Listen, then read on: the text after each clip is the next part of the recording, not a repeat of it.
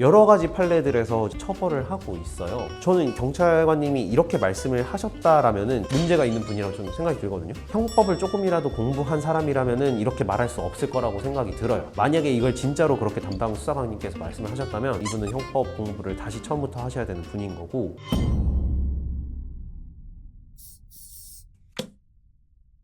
오늘도 저희 애청자분께서 찾아와 주셨어요. 네, 바보공기님이신데요. 오늘은 또 다른 사연이 또 있으셔서 연락을 주셨는데, 경찰에 고소를 했는데 무혐의가 나와서 이게 정말 이해가 안 된다고 하시거든요. 어떤 사연인지 한번 듣고 오시겠습니다. 안녕하세요, 변호사님. 버튜버 바보공기입니다. 몇 년 전 일이기는 한데 아직까지도 저는 도저히 이해할 수가 없어서 변호사님께 꼭 한번 여쭤보고 싶습니다. 어느 날 갑자기 제 앞으로 대포폰 하나가 개통이 됐습니다. 가해자는 대포폰으로 딱히 뭘 하진 않았지만 바로 중고로 팔아서 돈을 벌었죠. 고소는 당연히 하는 건데 저는 궁금증이 먼저 들더라고요. 일단 개통을 하려면 본인 인증을 해야 하잖아요. 그 근래에 딱히 의심 가는 일도 없었는데 대체 어떻게 대포폰이 개통이 됐는지가 너무 궁금했죠. 그래서 대리점에 가서 물어봤습니다. 이거 어떻게 개통이 된 거냐고. 심플한 답변이 돌아왔어요.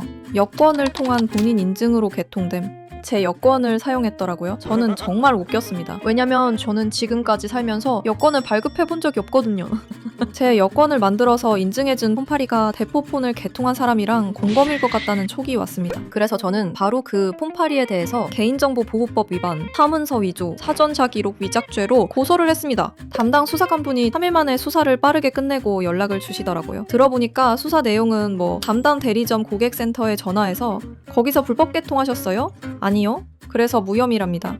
이게 무슨 직무유기로 신고했습니다.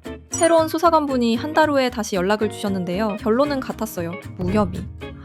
결론은 받아들여도 그 이후에 말문이 막히더라고요. 이미 존재하는 여권의 정보를 조작해서 개통했다면 범죄지만 존재하지 않는 여권을 있는 것처럼 조작해서 개통하는 건 범죄가 아닙니다.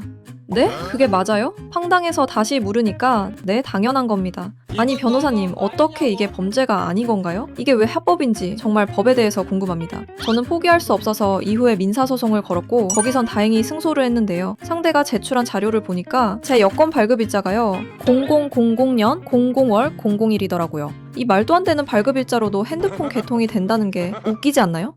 형사 고소를 진행을 하시면서 2번이나 무혐의 결과가 나오고 그럼에도 포기하지 않고 민사소송까지 하셔서 승소하신 거에 축하의 말씀을 전달드리고요. 바봉님께서 굉장히 법에 관심이 많으신 것 같아요. 경찰이 지금 무혐의 처분을 내린 거에 대해서 설명해 준 것도 굉장히 석연치 않다라는 점을 잘 짚으신 것 같고, 제가 생각해도 경찰이 과연 이렇게 판단을 할 수 있는가라는 생각이 좀 들었거든요. 이거는 있어요. 사문서 위조죄로 고소를 하신 걸로 보이는데, 일단은 여권은 공문서입니다. 국가가 발행하는 공무를 위해서 만든 문서이기 때문에 공문서인 거고, 설령 고소인이 공문서를 사문서 위조죄로 고소장에 적어서 냈다고 하더라도 수사기관은 잘 모르는 사람이 착각을 해서 사문서 위조죄로 했구나, 이건 공문서 위조죄에 해당해 라고 생각을 하고 바로 그냥 자기들이 공문서 위조죄로 그냥 수사를 하면 되는 거거든요. 근데 사실 그것 때문에 문제는 아닐 것 같고요. 제가 몇 가지 판례를 좀 찾아봤는데, 여권 위조 브로커가 여권을 위조를 해서 교부한 경우에 당연히 공문서 위조죄, 동행사죄로 다 처벌을 하고 있고,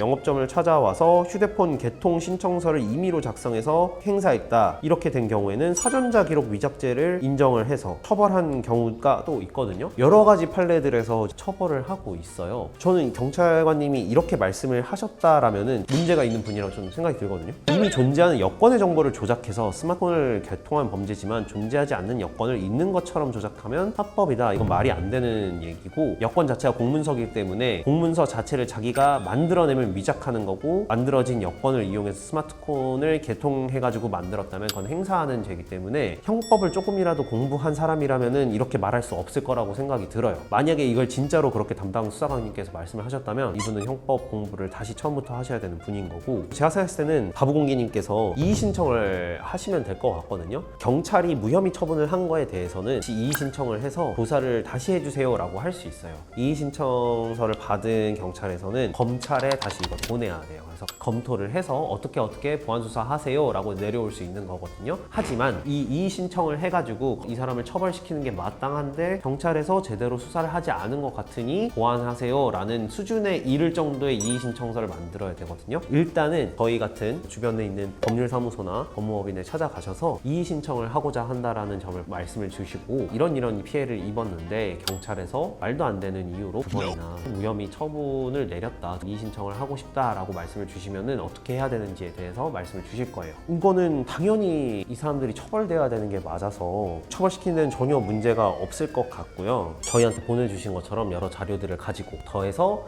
민사소송에서 승소하신 그 판결문까지 잘 정리를 하셔서 이의 신청을 해달라고 요청을 하시고, 그렇게 하시면은 검찰에서 보안수사 요구가 내려와서 경찰에서 여러 가지 제목들에 대해서 기소 의견으로 송치를 하고 검찰에서 기소를 하고 유죄 처벌이 나올 수 있도록 될 것 같습니다. 바부공이님께서 지난 사연도 그렇고 여러 가지로 힘든 사안들이 많이 있으신 것 같은데 모쪼록 모든 일들이 다 잘 해결돼가지고 사이다 결말이 있었으면 좋겠습니다. 앞으로도 저희 법무법인 애청해주시면 감사하겠습니다. 네.